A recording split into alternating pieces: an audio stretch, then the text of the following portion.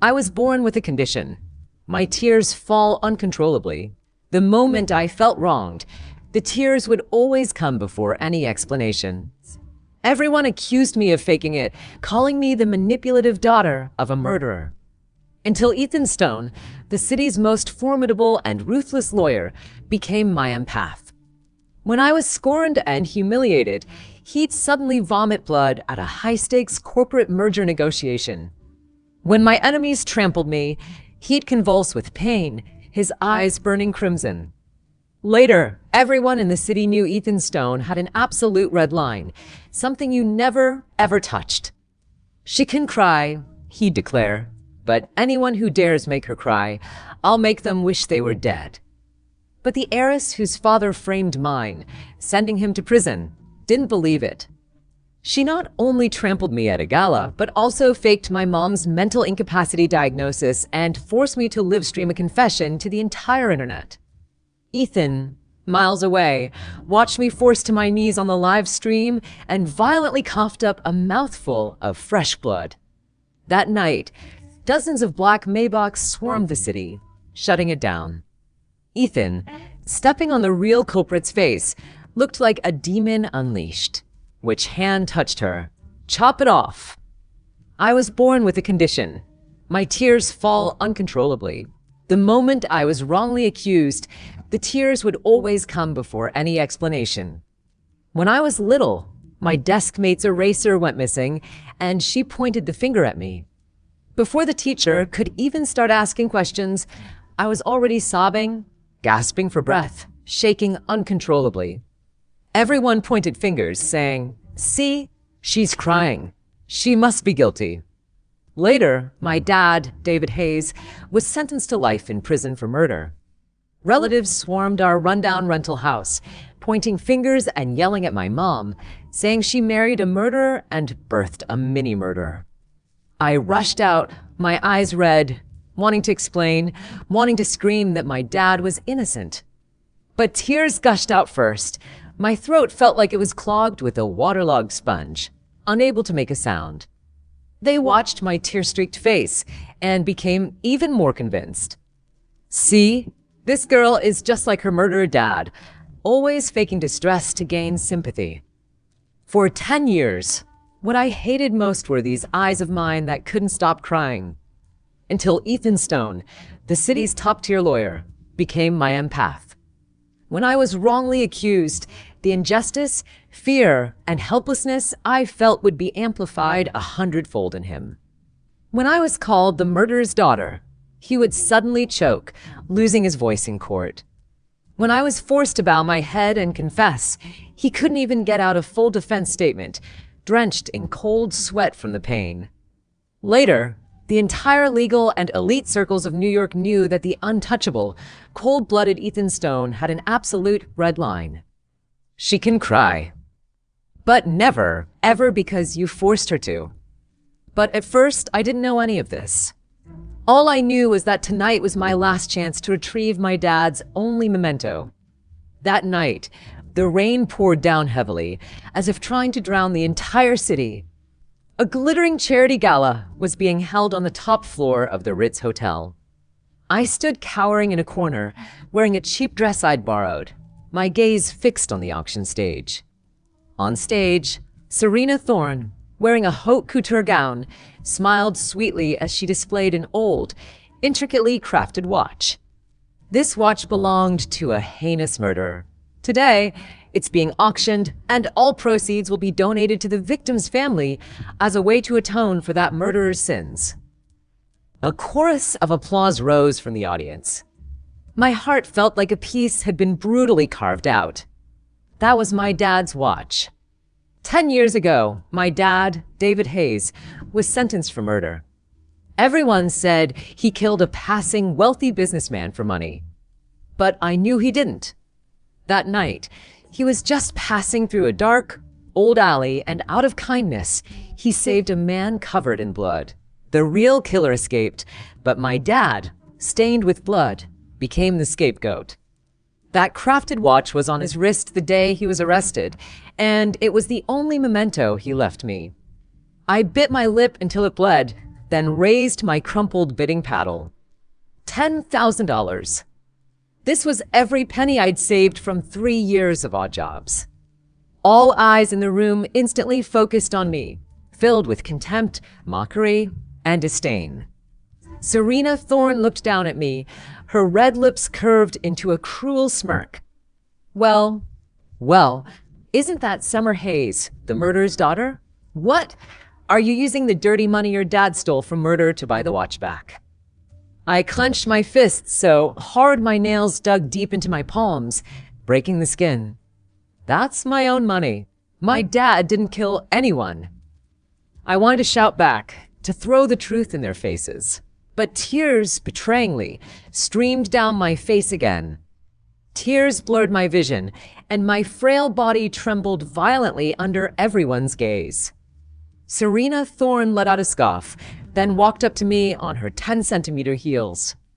100,000, she casually stated. I looked at her in despair. 500,000. She continued to raise the price, her eyes looking at me like I was an ant. Summer Hayes, didn't you want to appeal the case? Didn't you hire Ethan Stone as your lawyer? Serena leaned close to my ear, her voice barely a whisper, yet every word cut deep. You don't actually think Ethan Stone would cross the Thorne family for low-life trash like you, do you? She suddenly raised her hand and smashed the watch to the ground. A sharp crack. The watch face shattered, gears scattering. Oops, Butterfingers. Serena covered her mouth, feigning surprise. My mind went blank. I lunged to the floor, disregarding the broken glass shards, frantically trying to pick up the pieces. Glass dug into my fingertips, blood mixed with tears staining the carpet. Suddenly, Serena shrieked. My ring, my pink diamond ring is gone. Her bodyguard immediately stepped forward and yanked me up from the floor. She was the only one near Miss Thorne. She must have stolen it. Search her. I struggled wildly, sobbing hysterically. I didn't steal anything. Let me go. Let me go. Extreme injustice, humiliation, and fear flooded over me like a tidal wave. Meanwhile, miles away, at an international convention center, a multi-billion-dollar cross-border merger negotiation was underway. Ethan Stone, wearing a perfectly tailored black haute couture suit, sat at the head of the table, his eyes sharp and ruthless, a man of decisive action. But the moment the bodyguard pinned me down and humiliated me with a search, his long fingers, clutching a signing pen, froze. An indescribable agony, mixed with an overwhelming tide of injustice and despair, surged through his entire being like a tsunami. His heart felt squeezed by an invisible giant hand, and his breath hitched. Mr. Stone? The foreign delegate across from him noticed something was off. Ethan's face was deathly pale, veins pulsed at his temples, and cold sweat streamed down. He abruptly stood up, wanting to speak, but a strong metallic taste of blood welled up in his throat. The next second, to everyone's horror, poofed! A mouthful of blood erupted from his lips, staining the multi-billion-dollar contract in front of him. His assistant, Noah Clark, was terrified. Mr. Stone, call an ambulance. Ethan gripped the table, his knuckles white from the effort. He forced down the lingering metallic taste in his throat, his eyes blazing with a terrifying fury. Find Summer Hayes. His voice was impossibly hoarse, as if each word was scraped over sandpaper. Now, the farce at the gala continued. The bodyguard roughly tore open my cheap handbag, emptying its contents onto the floor. A few crumpled bills, a packet of tissues, and the blood-stained watch parts. No ring. Serena Thorne's face darkened, and she shot a meaningful glance at her bodyguard. The bodyguard understood instantly and suddenly pointed at my dress pocket. Here it is. He reached in and pulled out a dazzling pink diamond ring, appearing triumphantly in his hand. The entire room gasped. Oh my God, it really was her who stole it. A murderer's daughter, of course. She's a thief too. Call the cops. Get her arrested. Let her reunite with her murdered dad in jail. Vicious curses swirled around me like a tide. I couldn't defend myself, shaking my head in despair. It wasn't me. You're framing me. I was crying so hard I felt faint, my stomach clenching in painful spasms. Serena Thorne looked down at me, a triumphant smile playing on her lips. People like you were born to rot in the mud, Summer Hayes. Want to appeal your case? In your next life. She raised her foot, and her 10-centimeter stiletto heel came down hard on the back of my hand, grinding into it. Ah! I cried out in pain. The agony, sharp as 1,000 needles, made cold sweat prickle all over me. Just then, a thunderous bang. The heavy ballroom doors burst open, kicked in from the outside. Dozens of bodyguards in black suits streamed in, instantly taking control of the room. The crowd parted, forced to create a path. Ethan Stone strode in purposefully. His suit was still a bit disheveled, and a trace of uncleaned blood stained the corner of his mouth. His face was ashen, like a sheet of paper, but his dark eyes held a chilling, murderous intent. He walked straight to me, looking at my hand trampled underfoot and the blood splattered on the floor.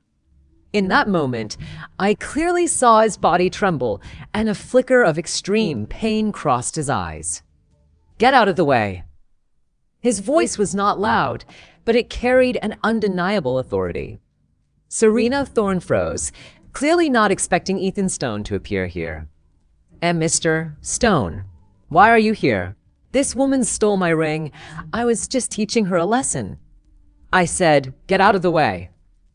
Ethan suddenly lifted his gaze, his eyes cold as an ice-tempered blade. Serena Thorne was startled by his look and stumbled back, instinctively releasing her foot. Ethan dropped to one knee, ignoring the expensive carpet, and carefully, gently, lifted my blood-soaked hand. His hand was cold, his fingertips still trembled slightly. Summer Hayes. He looked at me, his voice impossibly hoarse. Did I not tell you to call me if anything happened? I looked at him, my feelings of injustice reaching their peak. Mr. Stone, I didn't steal anything. That was my dad's watch. I was sobbing, gasping for breath, and large tears splattered onto the back of his hand. Ethan Stone's brow furrowed tightly, and his Adam's apple bobbed violently. He suddenly reached out and pulled me into his arms. Stop crying. He gritted his teeth, his voice filled with suppressed agony, whispering in my ear, if you cry anymore, you'll literally kill me with this pain. I froze, forgetting to cry. Ethan took a deep breath, slipped off his suit jacket, and draped it over my shoulders. Then he slowly stood up, shielding me behind him. He turned to look at Serena Thorne, his gaze now returned to absolute coldness. Framing, malicious intent, assault. Each of those charges is enough to land you in prison for years. Serena Thorne forced herself to stay calm. Mr. Stone, what is the meaning of this? She clearly stole my ring. Everyone saw it. Did they? Ethan Stone scoffed, then turned to Noah Clark. Noah Clark immediately stepped forward, opened his tablet, and connected it to the ballroom's large screen. A surveillance video played clearly. It showed Serena Thorne, while I wasn't looking, secretly slipping the pink diamond ring into my dress pocket. The entire hall fell into a deathly silence. Serena Thorne's face instantly went ashen, and her lips trembled violently. But wasn't the surveillance system broken? Ethan Stone looked down at her, like he was looking at a dead person. Miss Thorne, you probably don't know that this hotel is part of the Stone Group. You've got a lot of nerve messing with my people on my territory. He leaned in slightly, his voice a low whisper, yet every person in the room heard him clearly. That foot that stepped on her today? Tomorrow, I'll make sure the entire Thorne family is wiped off the map of the city. After that night, the Thorne family indeed paid a price. Serena Thorne was taken in for questioning by the police for assault, and Thorne Group's stock plummeted overnight, hitting its daily limit. But I knew this was just the beginning. The Thorne family was deeply entrenched in New York. They wouldn't be toppled so easily.